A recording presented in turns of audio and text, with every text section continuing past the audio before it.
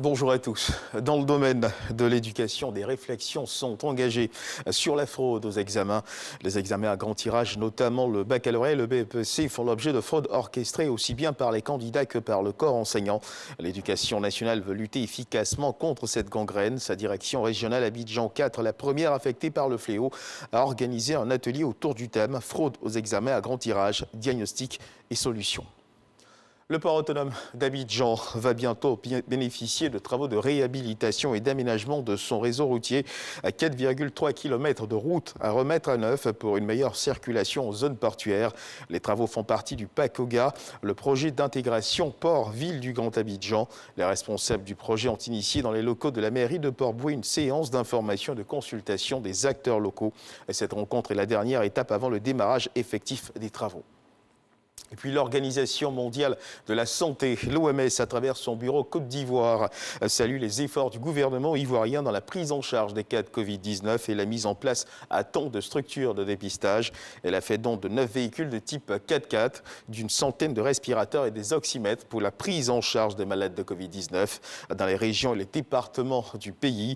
La valeur du don de l'OMS, avec un financement de la Banque mondiale, est estimée à environ 205 millions de francs CFA. La remise officielle a eu lieu donc ce mercredi 27 janvier 2021, hier donc, dans les locaux de la direction des infrastructures, des équipements et de la maintenance. Et c'était en présence du ministre de la Santé et de l'Hygiène publique, le Dr Aka Awele Salimata Dia. C'est un don de l'Organisation mondiale de la santé qui vient en appui à la riposte décentralisée contre la Covid-19. 9 véhicules de type 4x4 et des équipements de réanimation d'une valeur d'environ 205 617 000 francs CFA. Le fruit d'une coopération avec la Banque mondiale face à la pandémie. En appui aux efforts du gouvernement de la Côte d'Ivoire dans la lutte contre la Covid-19, l'OMS poursuit la mobilisation des ressources auprès des partenaires de la santé. C'est dans cette optique et avec un financement de la Banque mondiale, acquis grâce à votre plaidoyer, Monsieur le ministre, que l'OMS apporte un appui depuis bientôt 3 mois à 100 districts sanitaires dans tous les domaines de la réponse sanitaire à la Covid-19 pour leur permettre de délivrer des interventions efficaces et aussi de bâtir la résilience nécessaire pour faire face aux défis futurs. Les équipes de terrain des 8 pôles régionaux de prise en charge de la Covid-19 voient ainsi leur capacité logistique et opérationnelle renforcée face à la maladie qui continue de sévir, rappelle le ministre de la Santé et de l'Hygiène publique.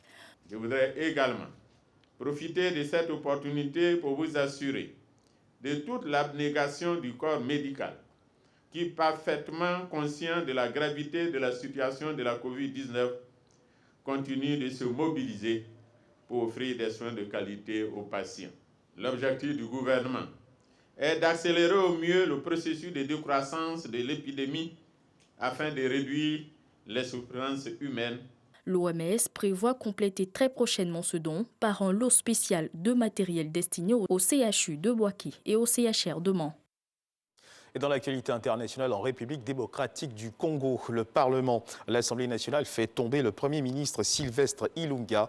Le Parlement a voté hier mercredi à une écrasante majorité une motion de censure contre le Premier ministre proche de l'ex-président Joseph Kabila, consacrant une victoire politique de l'actuel chef de l'État, Félix Tshisekedi. La motion de censure a été adoptée à une large majorité, 367 pour, sur 377 votants.